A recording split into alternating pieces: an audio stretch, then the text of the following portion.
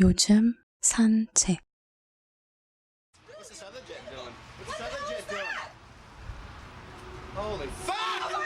안녕하세요. 오늘 소개할 작품은 조이스 캐롤 로치의 2019년작 장편소설 위험한 시간여행입니다. 책의 분량은 옹기니의 말 제외하고 388페이지입니다. 1938년 뉴욕 태생, 2019년 올해 한국 나이로 82세. 그녀는 매년 노벨문학상 수상자로 팬들에게 기대를 받는 작가 중 한 명입니다. 50편 이상의 장편, 무려 1000편 이상의 단편, 그 외에도 시, 비평, 희곡 등 엄청난 다작을 하는 작가이며 그 작품 세계 또한 매우 다채롭기까지 합니다. 그 와중에 이 소설은 그녀의 55년 작가 인생 최초의 SF 소설이라고 합니다. 위험한 시간여행, 이 작품의 세계관은 이렇습니다.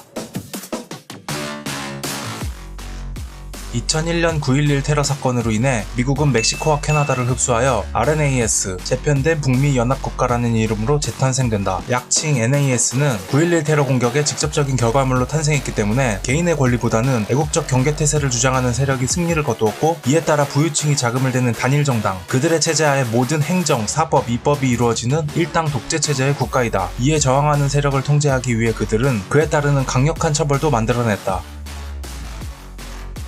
먼저 처형, 금속 들것의 사형수를 눕힌 후 정맥에 치사량의 독극물을 주입한다. 그리고 이것을 전세계에 생중계하여 국민들로 하여금 공포심을 심어준다. 삭제, 처형보다 더 강력한 처벌이다. 삭제된 대상은 존재할 수 없다. 삭제 대상에 대해 추모는 물론 기억조차 허락되지 않으며 삭제에 대해서, 삭제 대상에 대해서 직접적인 언급은 물론 암시만 해도 반역적인 언사로 간주된다. 그리고 추방, 대상자는 어딘가로 일정 기간 동안 추방당한다. 그런데 그 어딘가는 지정된 과거의 어느 시점, 어느 지점이다. 추방당한 사람은 공식적으로 지정된 주거지에서 반경 1마일을 벗어날 수 없고, 미래의 지식을 이용할 수도, 자신의 친지를 찾는 행위도 할 수 없다. 그의 모든 행동은 정부기관에 의해 지속적으로 모니터링된다. 만약 위의 조항을 어길 시에는 그 즉시 삭제된다. 주인공 아드리아는 고등학교 졸업생 대표로 연설을 하게 된다. 그런데 정부와 기성세대를 향한 질문으로 이루어진 그녀의 연설은 질문을 싫어하는 국가의 심기를 건드렸고, 연설 리허설이 끝나기도 전에 반역죄로 체포된다. 그리고 제목대로 시간여행을 하게 된다. 과거의 어느 시점, 어느 지점, 제9구역으로 추방을 당한다. 그녀는 80년 전에 위스콘신주 작은 마을에서 4년 동안 반경 1마일을 벗어나면 안 된다. 추방이라는 형벌에 걸맞게 그녀는 극도의 우울감에 직면하게 된다. 모든 정겨운 물건들이 낯설고 모든 친절함이 불편하다. 끝도 모를 나락으로 떨어져만 가는 어느 날, 그녀는 울프만이라는 교수에게서 알 수 없는 동질감을 느끼고 그가 자신과 같은 처지인 것을 깨닫게 된다.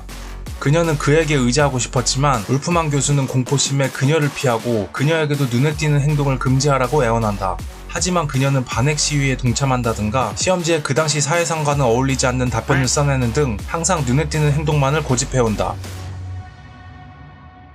울프만은 제9구역에서 행동심리학에 대해 연구해왔고, 인간과 동물의 자유의지와 행동의 예측에 대해 고민해왔다.